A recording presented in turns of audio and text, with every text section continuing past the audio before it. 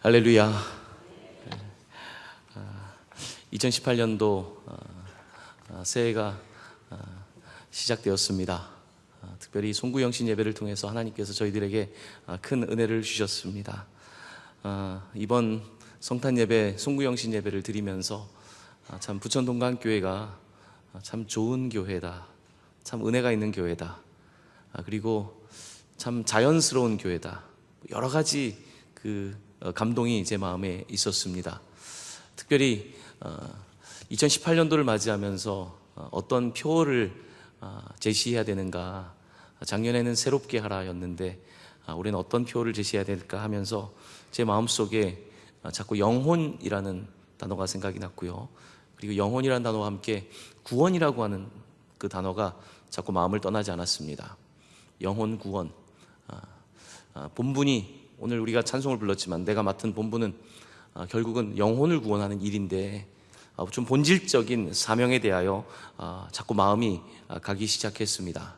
그래서 영혼 구원이라고 하는, 요즘은 영혼 구원이라는 표현, 구령 이런 단어를 조금 많이 사용하지 않는 것 같습니다. 하지만 오히려 조금 더 전통적이고 좀 오래된 것 같은 표현이지만 그 영혼 구원이라고 하는 그 표현을 좀 생각하게 되었습니다. 그래서 우리가 이번에 만든 그 말씀 카드도 보면 굉장히 좀 고전적인 느낌입니다. 영혼 구원. 지난 송구영신 예배 때 영혼에 대해서 유대인들이 이해하는 영혼에 대한 말씀을 좀 드렸습니다.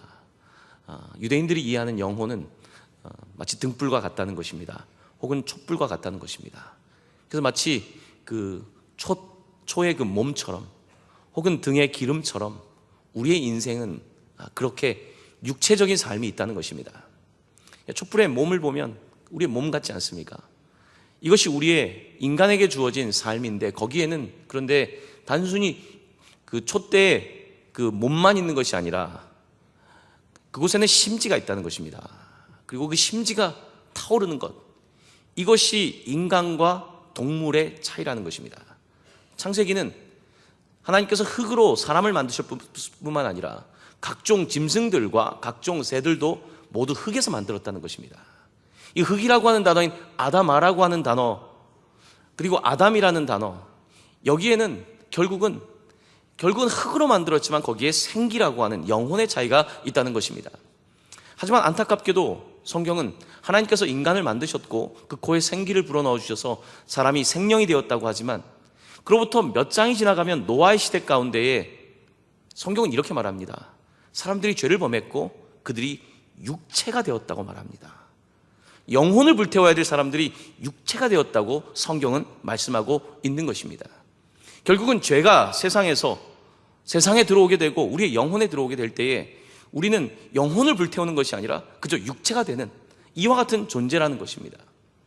특별히 우리의 영혼은 굉장히 끈끈한 접착제 같답니다.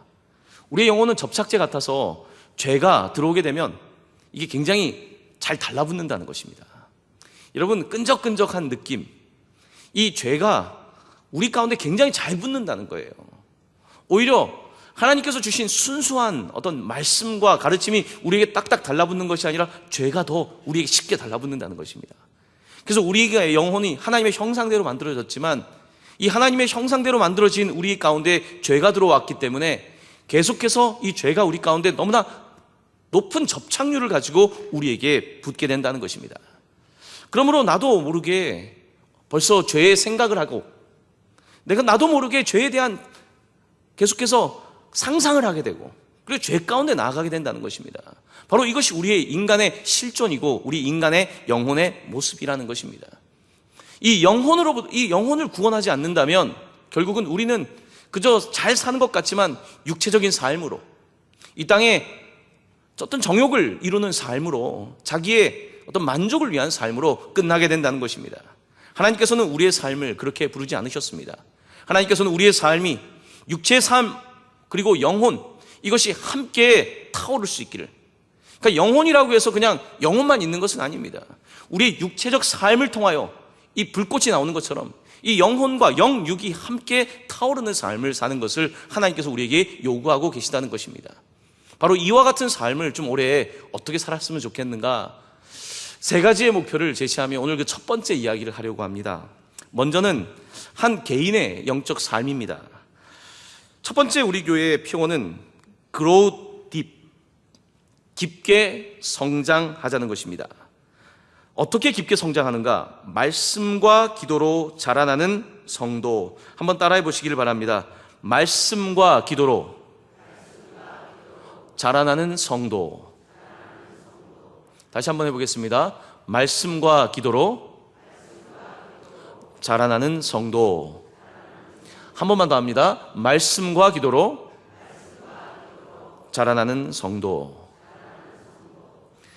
오늘 설교의 주제이기도 하고 우리 교회의 표 첫 번째입니다. 여러분 지금 성장하고 있습니까? 여러분 지금 자라나고 있습니까? 한 재작년이었던 것 같습니다. 저희 첫째 아들이 이제 키가 너무 작았어요. 너무 왜소해요. 몸무게도 그렇고. 그러다 보니까 사춘기가 와서 성장을 해야 되는데 키가 크지 않으니까 이제 엄마가 걱정이 되지 않습니까? 이제 병원에 이제 한 번도 그 검사를 하지 않았다가 병원을 데리고 갔습니다. 이 아이가 혹시 성장하지 않는데 어떤 이유가 있는 건가? 아니면 그냥 아빠가 별로 키가 크지 않으니까 운명으로 받아들여야 되는가? 이런 그 마음의 불편함이 있었습니다. 그래서 그 아이를 데리고 제가 같이 가지 못했지만 병원에 이제 가서 그 상담을 좀 받았습니다. 상담을 받고 이제 검사를 했더니 그 선생님이 하시는 말씀이 키가 160이 못 넘을 수 있다는 겁니다. 160 못 넘어도 괜찮죠? 남자 키 160 못 넘어도 괜찮습니까? 뭐 안 된다는 건 아니지만 좀 일단 여러분 반응하기가 좀 어렵잖아요. 그렇죠? 160이 안 되면 굉장히 좀 뭔가 좀 제대로 안 자라는 느낌이죠. 그렇게 될 수 있다는 겁니다. 많이 커봤자 아빠까지만 커도 다행이라는 거예요. 주여. 지금 누가 주여라고 하셨는데 뭐 키 가지고 주여까지 뭐 그럴 것까지는 아니지만 그 키가 성장하지 않을 수 있다는 이야기를 듣고 나서 그러면 병원에서는 뭘 하라고 할까요? 호르몬 치료를 하라고 하더라고요. 호르몬 치료를 하면 도움이 될 수 있다는 것입니다. 이제 그 이야기를 듣고 나서 이제 저희 부부는 이제 좀 고민에 빠졌습니다. 어떻게 해야 되는가? 아이가 키가 못 커서 자신감이 너무 없으면 어떡할까? 이런 생각이 좀 들더라고요. 호르몬 치료를, 이것도 뭐 100%는 아니겠지만 그래도 선생님들이 하는 이야기는 그래도 자기 키보다는 좀 더 클 겁니다. 이렇게 이야기를 하더라고요. 고민을 하는 거예요. 이걸 해야 되나 말아야 되나. 그러다가 저희는 이제 결정을 했습니다. 그냥 키는 주님에게 맡겨야 된다. 성경에도 있지 않습니까? 걱정한다고 너희가 키를 한 자리라도 더 크게 할 수 있겠느냐는 그 말씀을 따라서 그래 믿고 그냥 하나님께 맡기자. 이게 한 가지 생각이었고요. 또 두 번째 생각은 너무 비싸더라고요. 이건 못하겠다. 이게 1년 해야 되고 2년 해야 되고 몇 년을 해야 된다는데 이거 굳이 해야 되는가? 그렇게 하고 났는데 지금 저희 아들이 저보다 키가 커버렸습니다. 할렐루야. 여러분들의 아멘 정도는요 제가 느끼는 아멘의 반의 반도 안 되죠. 제가 얼마나 감사하겠습니까? 성장한다는 것이 굉장히 고민이 되더라고요. 여러분의 삶은 어떻습니까? 우리가 모두 요즘은요 그 자녀들이 키가 크는 거에 대해 굉장히 예민합니다. 그렇죠? 왜 그렇습니까? 사람들이 키를 중요한 어떤 그 사람의 평가의 기준으로 삼기 시작했기 때문입니다. 사람들은 외모를 굉장히 중요시 생각합니다. 왜냐하면 그 사람을 평가하는데 외모가 이제 굉장히 중요하기 때문입니다. 사람의 속에 있는 것도 중요하지만 겉이 굉장히 판단에 중요한 기준이 되면서 굉장히 스트레스를 아이들이 받기 시작했죠. 청소년 때부터 여러분 요즘 중학교, 초등학교 벌써 후반부면 여학생들이 화장을 하지 않습니까? 왜 화장을 합니까? 왜 화장을 하겠습니까? 이거는 개인의 욕구도 있지만요 사회가 만들어내는 것입니다. 내가 이 정도가 되지 않으면 나갈 수가 없는 겁니다. 내가 이 정도가 되지 않으면 사람들이 그렇게 말하니까 내가 나를 수용할 수 없고 내 자존감이 떨어지게 되는 것입니다. 점점 외모에 대한 관심이 많은데 외모에 대한 관심 자체가 나쁜 것은 아니지만 외모에 대한 지나친 관심은 우리의 사회에, 우리가 살아가는 세상의 한 단면을 보여주고 있습니다. 우리 영혼에 대한 관심이 많이 줄고 있다는 것입니다. 겉으로 드러난 것, 사람들에게 보여지는 것에 대한 관심이 높은 세상을 살아가며 정작 우리의 영혼에 관해서 우리는 지금 놓치고 있지 않나 하는 생각을 하는 것입니다. 우리의 몸, 초로 따진다면 그 초의 몸은 잘 생각하고 있지만 그곳에서 불이 붙고 있는가에 대해서는 많은 사람들이 놓치고 있다는 것입니다. 자, 여러분께 올해 표를 따라서 다시 질문을 던집니다. 여러분은 지금 잘하고 있습니까? 잘하고 있습니까? 영적으로 성장하고 있습니까? 이 질문을 올 한 해 동안 함께 계속해서 붙잡기를 원하는 것입니다. 내가 성장하고 있는가? 이것은 무척 중요한 질문입니다. 자, 내가 성장하고 있다. 어떻게 평가할 수 있겠습니까? 여러분, 아이가 성장하는 것은 평가가 어렵지 않습니다. 집집마다 아기를 키우는 집들도 보면 다 집에다가 아이들 키 재는 거 다 있습니다. 몸무게 재는 거 있습니다. 아이들 성장을 체크하는 것입니다. 눈에 이 성장, 외적 성장이라고 하는 것은 간단한 기준을 통하여 바라볼 수가 있습니다. 하지만 영적 성장이라고 하는 것은 어떻게 측정을 할 수 있겠습니까? 여러분, 영적 성장을 측정할 수 있는 가장 좋은 몇 가지 방법이 있습니다. 계속해서 주님과의 교제를 하고 싶은 마음이 내게 있는 것, 이것이 중요한 측정 방법입니다. 그러니까 새벽에도 주님을 만나고 싶은 마음이 있고 말씀을 듣고 싶고 기도하고 싶고, 그러니까 일주일의 삶 속에 주일 예배를 드렸는데 그걸로 내가 충족이 안 되는 거예요. 자꾸 예배를 드리고 싶은 거예요. 자꾸 기도하고 싶고 말씀을 읽고 싶고 또 믿는 사람들과 함께 교제를 하고 싶고, 막 성장할 때는 이 욕구가 굉장히 강합니다. 그러니까 성장 욕구가 있는 거죠. 여러분, 아이들이 클 때 청소년기를 보십시오. 애들 먹는 거 보면 겁나지 않습니까? 와, 저렇게 많이 먹네. 정말 식욕이 대단합니다. 거침없이 먹습니다. 여러분, 부모님들이 아이들 키워놓고 하는 말이 있죠. 결국 누가 많이 컸다고요? 잘 먹는 애들이 큰다는 것입니다. 이 식욕이 있는 아이들, 이 욕구가 있는 아이들이 결국은 성장하는 것이거든요. 마찬가지입니다. 영적인 성장이라고 하는 것은 단순히 내가 성장해야 된다는 그와 같은 하나의 이상이 아니라 욕구가 있어야 되는 것입니다. 부천동강교회 있는 모든 성도들이 성장에 대한 욕구가 필요합니다. 내가 정말 잘하고 싶은 거예요. 지금 내가 5살이라고 한다면 내가 빨리 언제쯤이면 나도 중학교 갈까? 나도 언제쯤이면 고등학교 갈까? 나도 언제쯤이면 저 형처럼 저 대학에 가고 저기 있는 집사님처럼 저와 같은 나도 일을 할까? 이런 욕구가 있어야지 성장하는 것입니다. 사랑하는 성도 여러분, 성장의 욕구가 있기를 예수님의 이름으로 간절히 축원합니다. 성장하고 싶다는 그 마음, 정말 올해는 나 어떻게든지 더 자라서 좀 더 이루고 싶다, 주님에게 이루고 싶다, 이 마음이 필요한 것입니다.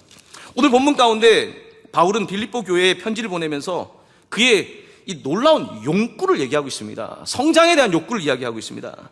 여러분, 10절 말씀 한번 보십시오. 제가 읽어드립니다. 내가 그리스도와 그 부활의 권능과 그 고난의 참여함을 알고자 하여 그의 죽으심을 본받아, 11절 말씀 함께 읽습니다. 어떻게 해서든지 죽은 자 가운데서 부활에 이르려 하노니. 아멘.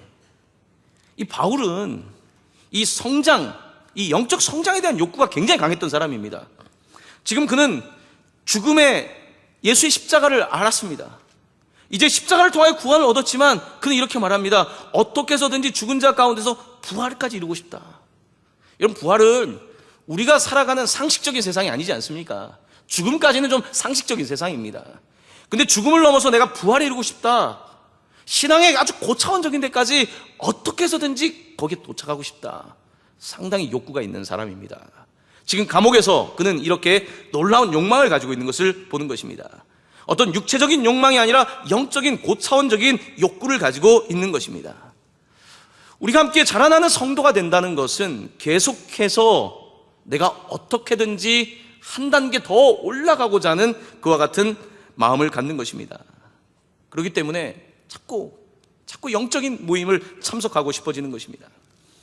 또 성장한다는 것은, 기독교 크리스찬들의 영적 성장이라고 하는 것은 어떤 교제에 대한 욕구가 있는 것뿐만 아니라 두 번째 생각해 볼 수 있는 것은요, 이전에 좋아하는 것들 가운데 싫어지는 것들이 생깁니다. 여러분 주변에 신앙생활을 하신 분들, 여러분의 신앙생활 한번 돌아보십시오. 신앙생활을 하기 시작하고 하나님과의 교제가 일어나기 시작하면서 싫어지는 것이 생깁니다. 그 전에 좋아하던 것들이 싫어집니다. 최근에 어떤 성도님을 만나서 함께 대화를 나눌 시간이 있었는데요. 이제 연세가 70이 정도 되셨는데 담배 끊은 지가 이제 얼마 안 된다는 것입니다. 최근에 담배를 끊고 싶었던 거예요. 그 전에 많이 도전했을지 모르지만 근데 그 금단 현상이 굉장히 심각했던 것 같아요. 너무 오랜 동안 담배를 폈기 때문에 계속 구토를 하고 여러 가지 이 담배를 끊는 과정이 너무 힘든 거예요. 근데 결국은 끊어냈다는 것입니다.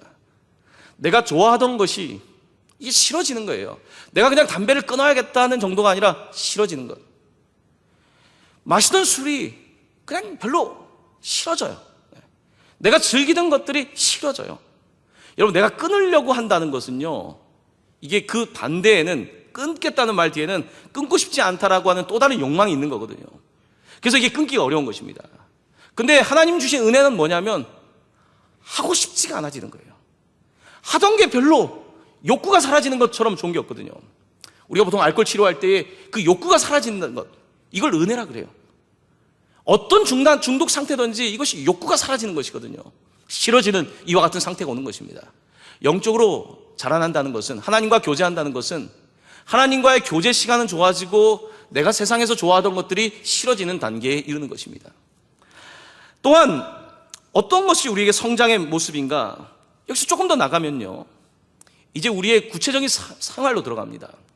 구체적인 생활로 들어가면 특별히 가장 쉽게 볼 수 있는 게 재정 사용입니다. 여러분, 재정, 우리가 보통 어떤 하나님을 영적으로 만나기 전에는 이 재정은 내 거거든요. 이 재정을 내가 중심이 되어서 사용하면서 그 가운데 일부를 하나님께 드리는 이런 태도를 가지고 있습니다. 마치 창세기에 보면 가인과 아벨이 하나님께 예배할 때에 아벨은 아주 아끼던 제사, 동물의 제사를 드렸다고 한다면 유대인들은 이 해석을 어떻게 하냐면 이 가인은 그냥 주머니에 있는 그냥 이렇게 이 곡식을 꺼내듯이 이렇게 꺼내서 드렸다는 의미거든요. 하나님 앞에서 내가 성장하고 있다는 의미는 뭐냐면 하나님께서 내게 주신 인간을 가장 잘할 수 있는 부분이 바로 물질이거든요. 재산과 소유거든요. 지난번 사도행전 읽었던 그 부분이거든요. 그동안은 내가 가지고 있는 이 재산권은 내 거라고 생각했는데 여기에 대한 관점이 달라지기 시작합니다. 어떻게 하면 이 물질을 주님을 위해 쓸까? 어떻게 하면 내가 회사를 하는데 이 회사가 주님을 위해서 좀 쓰임을 받을 수 있을까? 어떻게 하면 내가 지금 이런 회사에서 직장이 있는데 내 지금 전문직을 가지고 하나님을 위해 쓸까? 이런 고민을 계속하게 되는 거예요. 이게 이제 영적으로 성장하고 있는 사람의 태도인 것입니다. 하지만 아직 영적으로 첫 번째 단계에 있는 사람들은요, 이제 그냥 교회를 오지만 자기의 중심부까지 드리진 않습니다. 물질 생활에서 드리진 않습니다. 부천동방교회는 집사 직분을 줄 때에 11조 교인들을 11조를 하는 분들을 집사 직분을 준다고 그 원로 목사님 책에도 그렇게 기록되어 있지 않습니까? 여러분, 그것이 사람의 어떤 높낮이의 평가라기보다는 이것은 굉장히 근본적인 어떤 영적인 원리거든요. 내가 하나님 앞에서 어디까지 들어가서 교제하고 있는가는 물질 생활에 드러나는 것입니다. 여러분, 자라나고 있습니까? 자라나고 있다는 것은요, 내가 자라나야지라는 막연한 것이 아니라 삶의 구체적으로 자라나고 싶은 욕구가 생겨나는 것이고, 욕구가 생겨날 때에 세상적인 욕구가 줄어들고 싫어지고 그 가운데서 내가 가장 소중하게 여기는 것들에 대해서 하나님께 드리고 싶은 마음이 생겨나는 것, 바로 이것이 하나님과의 이제 영적인 교제가 일어나는 것이고 깊어진다는 의미입니다. 보통 우리가 연애를 하고 이제 그 관계를 맺기 시작할 때에 그때 어떤 일들이 벌어집니까? 처음에는 서로 피상적으로 알죠. 서로에게 좋아 보이는 모습 때문에 더 열심히 꾸미고 더 나아가지만 처음에 교제할 때는 자기의 속 얘기를 꺼내진 않거든요. 결혼 전에도 자기의 속 얘기를 꺼내지 않는 경우가 참 많습니다. 왜냐하면 내 속 얘기를 꺼내면 상대방이 나를 싫어할 수 있기 때문에, 상대방에게 우리 집안 이야기를 하면 상대방이 나를 거절할 수 있기 때문에, 많은 부분에 있어서는 교제하면서도 자기의 이야기를 솔직하게 꺼내지 않는 경우가 참 많더라고요. 저는 이제 그게 조금 결혼 생활에 어려움이 될 수 있다는 것을 잘 알고 있습니다. 그래서 저희 교회 이제 우물 이야기에서도 이제 결혼 전에 이런 테스트도 같이 하고 같이 상담을 하면서 이런 과정을 거칩니다. 왜 그렇습니까? 왜냐하면 생각보다 자기 솔직한 이야기를 안 하는 거예요. 자기 이야기를 하지 않고 여러분 관계가 깊어질 수 없습니다. 그냥 결혼하면 된다고 생각하자 그렇지 않습니다. 자기의 정말 속내를 함께 어느 정도 나누기 시작하면서 점점 깊은 관계로 넘어가는 것이거든요. 바로 여기에 영적인 원리도 있는 것입니다.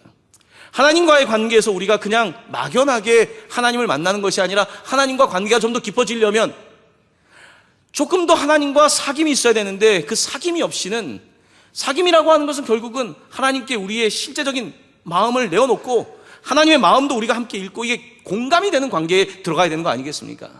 이렇게 돼야지 영적인 성장이 있고 영적인 자라남이 있는 것입니다. 바로 여기에 오늘 우리의 관심이 있는 것입니다. 자, 어떻게 하면 그러면 영적으로 성장할 수 있는가? 오늘 설교의 제목은 말씀과 기도로 자라나는 성도라고 이야기를 했습니다. 결국은 우리가 늘 교회에서 이야기하는 말씀과 기도입니다. 말씀과 기도 외에 우리가 성장할 수 있는 방법이 있습니까? 말씀 읽지 않고 성장하는 사람 있습니까? 기도하지 않고 성장하는 사람 있습니까? 없습니다. 말씀과 기도가 아니고서는 성장이 불가능합니다. 자, 그런데 왜 우리가 꾸준히 성장하지 못합니까? 여러분, 꾸준히 성장하는 아이와 꾸준히 성장하지 않는 아이의 차이가 뭡니까? 보통 꾸준히 성장하지 않는 아이들의 특징은 간식을 좋아합니다. 제때제때 밥을 먹고 제때제때 잠을 자는 어떤 규칙적인 삶을 살지 않고 그때그때의 감정에 의해서 먹습니다. 그때그때 내 입맛 따라 먹습니다. 이와 같은 습관을 가지고 있는 사람들은 성장의 한계에 직면할 수밖에 없습니다. 부천동방교회가 올해 2년째 그 성서 일과를 따라 하고 있습니다. 여러분, 성서 일과를 통해서 제가 여러분들과 함께 계속해서 던지는 메시지가 뭡니까? 꾸준해야 된다는 것입니다. 꾸준하지 않으면 이게 안 된다는 거거든요. 그냥 보통 연초가 됐을 때 성장의 욕구가 있죠. 이제 영적으로 좀 자라야지. 이렇게 된 것 갖고는 안 된다는 거거든요. 수련회 한 번 가서 한 번 먹고 성장한다, 이것 가지고도 부족한 거예요. 계속해서 불규칙적인 성장이 일어날 수밖에 없는 것이거든요. 꾸준해야 합니다. 지금 우리가 콘TV에서 김동주 목사님이 이제 그 와중에 성서 일과를 하는데요. 제가 놀래요. 굉장히 바쁜 스케줄 속에서 그 매주 그 영상을 찍어요. 그러니까 본인을 거기다 넣어놓은 거예요. 그 와중에, 이 바쁜 중에 성서 일과를 하는 것을 여러분에게 보여주고 있는 거예요. 그 와중에라도, 바쁜 시간이라도 이 시간을 내서 성장하는 거죠. 성장하지 않겠습니까? 3년 하고 나면 얼마나 성장하겠습니까? 하나님께서 어떻게 사용하시겠어요? 그 와중에도 하는데, 그 바쁜 중에도 하는데, 여기에 비밀이 있는 것입니다. 성장하는 사람들은 분명히 남들 자는 시간에 뭔가를 하고 있습니다. 학교에 성적이 나오는 아이들은 그 와중에 뭔가 하고 있습니다.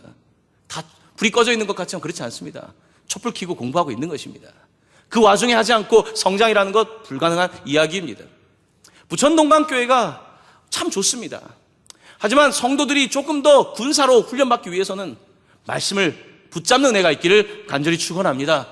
말씀을 붙잡고 매일매일 어떻게라도 좀 이 말씀대로 좀 살아보려고 이 진지한 싸움, 이것이 우리를 한 단계 한 단계 하나님께 더 이끄는 것입니다. 기도가 있어야 합니다. 기도. 여러분, 기도라고 하는 것처럼 어려운 게 어디 있습니까? 기도는 정말, 이거는 기도의 이론은 책이 많습니다. 저도 기도에 대한 책을 많이 읽었습니다. 하지만 기도는요, 책을 읽어서 하는 게 아니더라고요. 기도는 해야지 하는 것입니다. 그래서 우리에게 질병이 은혜가 되는 것입니다. 아프면 기도해요.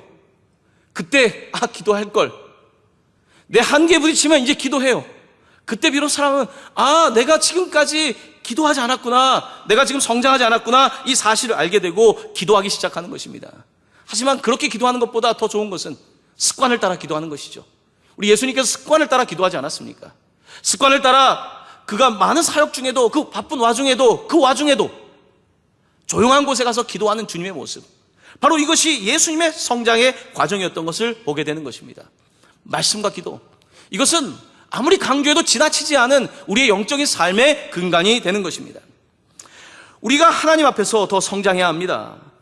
더 성장하려면 이제 말씀과 기도로 나아가야 되는데요, 말씀과 기도 가운데서 우리가 얻게 되는 유익은 뭔지 아십니까? 하나님을 조금씩 더 알게 돼요.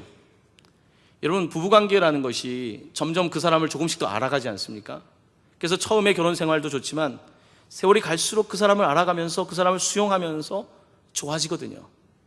이게 상대방을 알아갈 때 나타나는 그 정말 재미거든요. 부부생활의 재미라고 하는 것은 상대방의 약점도 알고 장점도 알고 하면서 그것들을 더 수용하기 시작할 때, 하나님과의 관계도 마찬가지입니다. 하나님을 더 알아가게 돼요. 말씀을 읽다 보면요, 희한한 게 저희가 성경을 분명히 이 성경을 이제 설교를 꽤 많이 했는데 이게 읽을 때마다 달라요. 아, 하나님이 이런 분이셨구나. 기도를 할 때마다 다르지 않습니까? 아, 하나님은 이런 분이시구나. 하나님의 다양한 모습을 보게 되는 것입니다. 제가 여러분에게 늘 강조하는 것처럼 우리의 신앙이 깊어지면요, 처음에는 하나님을 한쪽 면으로 봐요. 이쪽 면, 하나님 이런 분으로 알아요. 보통 이쪽으로 알 때는 자기 스타일로 아는 거예요. 내가 보고 싶은 것만 보는 거예요. 우리가 연애할 때 처음에 상대방이 여기밖에 못 봅니다. 이거는 그 사람이 이 뒷면이 없는 게 아닌데 앞면만 보여요. 왜냐하면 내 마음대로 보는 거예요. 옆면을 보질 못합니다. 보통 우리가 아까 제가 이야기했던 것처럼 결혼 전에 어떤 대화를 통해서 어떤 상담이라든지 훈련을 통해서 상대방과 서로 옆의 모습도 보게끔 해주는 거거든요. 우리가 하나님과의 관계에서 보통 한쪽 면을 압니다. 하나님의 뒷면과 옆면과 아랫면, 윗면을 잘 모릅니다. 하나님을 잘 모르면서 하나님을 판단합니다. 하나님을 보통 어떻게 판단하냐? 흔한 실수가 이겁니다. 하나님은 그냥 무서운 하나님, 하나님을 굉장히 두려운 하나님, 그래서 하나님께 안 나가면 그냥 혼날 것 같고, 이런 하나님으로 이해하는 경우가 참 많습니다. 그래서 열심히 신앙생활을 하고 있는데 그 뒤에 그 동기는 오늘 혹시 교회 안 나갔다가 무슨 일이 일어날까? 혹시 내가 신앙생활을 빠뜨려서 이번 주에 이런 불행한 일이 있었나? 이와 같이 하나님에 대해서 한쪽 면만 알고 있는 것입니다. 마치 무서운 아버지를 알고 있듯이 이렇게 하나님을 아는 사람들이 있습니다. 또 정반대로 하나님을 아는 사람도 있더라고요. 하나님을 어떻게 하냐면, 하나님은 이번엔 이쪽 반대편을 아는 사람입니다. 하나님을 어떻게 하냐면 하나님을 해달라는 걸 다 해주는 하나님으로 아는 겁니다. 어릴 때 어머니가 다 해주셨어요. 내가 어려울 때마다 엄마한테 가면 엄마가 다 해줬어요. 하나님은 그냥 내가 필요할 때마다 찾아가면 되는, 해달라는 걸 다 해주는 어머니, 이런 식으로 하나님을 아는 사람도 있습니다. 하나님을 한쪽 면으로 알고 있는 거죠. 여러분, 하나님께서 왜 우리에게 아버지와 어머니를 주십니까? 아버지 같은 어떤 훈련을 시키는, 우리에게 어떤 질서를 주고 어떤 권위적인 존재를 주실, 또 한편으로 어머니 같은 어떤 우리를 무조건적으로 끌어안아주는 그와 같은 캐릭터인 어머니를 주셔서 우리의 인격이 그 남자와 여자를 통해서, 그 부모를 통해서 내 인격이 남자이지만 나에게 여성성도 있고 여자이지만 남성성도 있으면서 이렇게 어떤 성숙한 인간이 되게 하는 것이 하나님의 창조의 섭리 아니겠습니까? 근데 우리가 하나님을 이해할 때 하나님을 그렇게 이해하지 못하고 한쪽 면으로 이해하고 있는 것입니다. 그래서 어떤 사람은 하나님을 두려워하며 신앙생활을 하고 있고, 어떤 사람은 내 맘대로 신앙생활을 하고 있어요. 그냥 내 필요에 의해서 하나님 언제든지 부르면 오실 분으로. 하나님은요, 우리가 한편, 성경은 그래서 우리에게 뭐라고 말합니까? 여호와를 경외하는 것이 지식의 근본이라고 하지 않습니까? 하나님에 대해서 그냥 만만하게 여기는 것이 아니라 하나님 보면 놀랄 줄 알아야 돼요. 그러니까 아버지에 대해서 놀랄 줄 알아야 된다는 거예요. 하나님이 만드신 세상을 보면 놀랄 줄 알고, 우와, 하나님께서 경외하는 마음이 있어야 되고, 또한 하나님께서는 너무나 인자하시고 자애로우시고 우리의 모든 것들을 덮어주시는 어머니 같은 이 양쪽 면을 알아가는 것이 하나님을 제대로 아는 것이거든요. 하나님이 근데 두 가지 면만 있습니까? 아닙니다. 하나님에게는 상상할 수 없는 하나님의 모습들이 있어요. 그래서 하나님을 알아가면 알수록 놀랄 수밖에 없습니다. 그래서 신앙생활이 재밌는 거예요. 어떤 사람들은 신앙생활이 재미가 없어요. 왜냐하면 아주 내가 중심이 되어 있으니까. 항상 내 중심이니까 신앙생활에 성장이 없습니다. 여러분, 성장한다는 것은요, 상대방을 알아간다는 것이거든요. 관계가 성장한다는 것은 그 사람을 조금 더 1%라도 더 알아가는 것이거든요. 남편을 1%라도 더 이해하고 아내를 1%라도 더 이해하면서 이 관계가 발전하는 것이거든요. 하나님과의 관계가 성장한다, 우리가 계속해서 말씀과 기도로 성장하는 어떤 성도가 된다는 것은 하나님을 점점 알아가는 것입니다. 더 알고 싶은 거예요. 오늘 본문의 바울은 하나님을 알고 싶습니다. 예수를 알고 싶은 거예요. 그의 죽음을 알고 그의 고난에 참여하고 어떻게 해서든지 부활까지 이루고 싶다는 것입니다. 성경 우리에게 그 이야기를 펼치고 있지 않습니까? 처음엔 어부들이 그냥 예수님을 그냥 따라갔어요. 그때 예수에 대한 이해는 아주 적었습니다. 그냥 그가 훌륭한 랍비인지 알았습니다. 스승인지 알았습니다. 따라갑니다. 따라가면서 그가 누군지 압니까? 그가 그리스도인 걸 압니다. 베드로가 고백합니다. 주는 그리스도시요 살아계신 하나님의 아들이십니다. 그렇지만 십자가까지 따라갑니까? 아닙니다. 십자가 앞에서 다 도망칩니다. 아직 십자가를 모르는 거예요. 십자가에 다 도망칩니다. 그런데 그들이 예수님께서 부활하신 이후에 예수를 만난 이후에 그들이 이제 늦게 깨닫습니다. 십자가를 이해하게 돼요. 예수님이 이 땅에 오신 이유가 우리를 위하여 이 땅에 오셔서 십자가를 지시고 죽으시고 우리를 구원하시는 것을 나중에 깨닫게 됩니다. 이제 거기에서 끝나지가 않습니다. 그들은 부활을 깨닫게 돼요. 부활 신앙을 갖게 되니까 제자들이 모두 순교하지 않습니까? 이제 삶의 가치가 이 땅에 보이는 것이 아니라 죽음의 세계가 아니라 그 넘어서 부활까지 가게 된 것입니다. 오늘 바울은 감옥에서 죽음을 앞두고 있지 않습니까? 어떻게 될지 모르는 형국 속에서 어떻게 해서든지 나는 부활에 이루고 싶다. 이미 나는 얻은 것도 아니고 나는 표대를 향하여 나아간다. 이전 것은 지났다. 앞에 있는 표대를 향하여 나아간다. 그는 이렇게 외치고 있지 않습니까? 사랑하는 성도 여러분, 저는 성장하고 싶습니다. 나는 주님을 더 알고 싶습니다.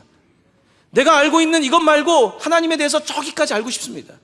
하나님을 더 알고 하나님을 더 알 때에 그 하나님에 대해 말하고 싶은 욕구가 있습니다. 그래서 설교를 준비하며 도대체 유대인들은 어떻게 이해했을까? 유대인들이 쓴 책을 읽어봅니다. 이들은 이 말씀을 이렇게 이해했구나. 저 목사님은 이렇게 말씀을 이해했구나. 칼빈 선생님은 이렇게 이해했구나. 나는 하나님을 어떻게 이해하는가? 어떻게 해서든지 하나님을 더 알고 싶어서 그렇게 찾는 것 아닙니까? 연구하는 것이죠. 하나님에 대한 알고 싶음은 그런데 여기에 끝나지 않습니다. 하나님을 알기 시작할 때 놀라운 일이 벌어집니다. 이게 칼빈의 주장입니다. 하나님을 알기 시작할 때 그 사람이 자기를 알기 시작한다는 것입니다. 하나님을 모르는 사람은 자기를 모르는 것입니다. 나는 혼자서 잘 살고 있는 것 같은 사람들, 아직 몰라서 그런 것입니다. 하나님을 모르는 거예요. 우리의 창조주이신 하나님을 알 때 비로소 내가 누군지 아는 거예요. 내가 그런 존재구나. 내가 누군지 알게 되고 내 삶의 목적이 뭔지를 알게 되는 것입니다. 이게 놀라운 신비인 거예요. 그래서 제가 젊은 시절에 하나님을 만나고 예수를 인격적으로 만나야 된다는 것이 그렇게 안타까운 이유가 거기에 있습니다. 예수를 주로 받게 될 때에 내가 누군지 알게 되고, 내가 누군지 알게 될 때에 내 삶의 목적이 생겨나고 소명이 생겨나고 내 삶의 영혼의 불꽃을 태울 수가 있는데, 그 중요한 순간에 그저 이 세상에 살아가는 꽤 방법만 배워가지고 어떻게 긴 인생을 설계하며 살아가겠습니까? 겨우 100년 인생을 설계하며 살아가는 것이 얼마나 어리석습니까? 하나님께서 우리에게 영혼이라는 걸 주셨는데 겨우 인생을 100년이라고 하는 그 정도의 좁은 관점에서 본다는 것이 얼마나 안타까운 일입니까? 인생은 그런 것이 아닙니다. 하나님께서 우리에게 영원한 생명을 주셨고, 이 영원한 생명을 죽어서 맛보는 것뿐만 아니라 지금부터 맛봐야죠. 지금 이 땅에서 천국을 경험하지 않으면서 죽어서 천국을 경험하겠다? 그건 불가능한 이야기입니다. 오늘 해야 될 일을 하지 않은 사람이 내일 경험하겠다? 안 되는 이야기입니다. 적어도 신앙을 가지고 있는 사람들의 특징은, 성숙해지는 사람의 특징은 오늘도 천국의 맛을 느끼는 것입니다. 오늘도 하나님의 말씀 속에 하나님을 경험하는 것입니다. 우리가 하나님 앞에 갔을 때는 더 놀라운 하나님을 만나겠지만 이 땅을 살아가면서 하나님의 맛을 알기 시작하는 거예요. 기도의 맛을 알기 시작하고 말씀의 맛을 알기 시작하고 이 살아있는 능력을 경험하기 시작하는 것입니다. 이것을 경험하기 시작할 때에 다른 모든 것들은 상대화되기 시작합니다. 이게 초대교회에 일어났던 일입니다. 예수를 만나고 성령을 받기 시작하자 그동안 중요했던 것들이 힘이 빠지기 시작해요. 상대화되기 시작하고 이제는 오직 예수 그리스도 중심의 사람으로 탈바꿈하게 되는 것입니다. 사랑하는 성도 여러분, 올 한 해 우리가 함께 성장하기를 원합니다. 먼저는 성장하는 욕구를 가지시길 바랍니다. 먼저 하나님, 내게 지금 성장하고 싶은 마음도 없고 오늘 그냥 일단 왔습니다. 이게 아니라 하나님, 정말 주님을 향하여 뛰어갈 수 있게 하여 주십시오. 말씀을 향하여 달려갈 수 있게 해주십시오. 오늘도 말씀을 받기 위하여 그와 같은 마음 주시기를 원합니다. 또한 그뿐만이 아니라 하나님 아버지, 말씀을 받을 때 꾸준히 받게 하여 주십시오. 꾸준히 주의 말씀을 읽게 하여 주옵시고 꾸준히 기도하게 하여 주옵시고, 그러므로 나도 모르게 내가 성장하고 있는 것, 1년이 지났는데 내가 성장해 버린 거죠. 여러분, 성도님들 보면 차이가 있습니다. 늦게 시작했지만 와, 저 성도님이 벌써 저렇게 자랐네. 어떤 성도님은 미안한 이야기지만 계속 그 자리입니다. 왜요? 그때만 나와 있으니까. 꾸준히 습관적으로 하지 않으니까. 여러분, 사람은 누군지, 사람을 어떻게 사람이 뭐라고 정의합니까? 사람은 습관의 총합이라는 말이 있습니다. 모든 습관을 합쳐놓으면 그게 그 사람이라는 것입니다. 습관의 총합이 그 사람인 거예요. 영적인 생활은 그렇습니다. 내가 하나님 앞에서 어떻게 살아가고 있는지 이 삶을 합쳐놓은 게 나은 거예요. 교회 와서 잠시 신앙생활하는 것을 넘어서서 보이지 않는 곳에서 보시던 보시지 않던 하나님을 향하여 끊임없이 나아가는 삶, 바로 이것에 영적인 원리가 있고 영적인 성장에 그와 같은 미래가 있는 것입니다. 사랑하는 성도 여러분, 우리 부천동감교회 성도들이 올 한 해 성장하게 되는 은혜가 있기를 바랍니다. 말씀과 기도로 자라나는 성도 되시기를 바랍니다. 올해 많이 자라서 올해가 끝나갈 때는 목사님, 성서 일과를 따라 해봤더니 기도 생활을 작년보다 조금 더 했더니 이제 주님을 조금 더 알 것 같습니다. 이 고백이 여러분의 입에서 터져나오고 우리 부천동감교회에 터져나오기를 예수님의 이름으로 간절히 축원합니다. 아멘.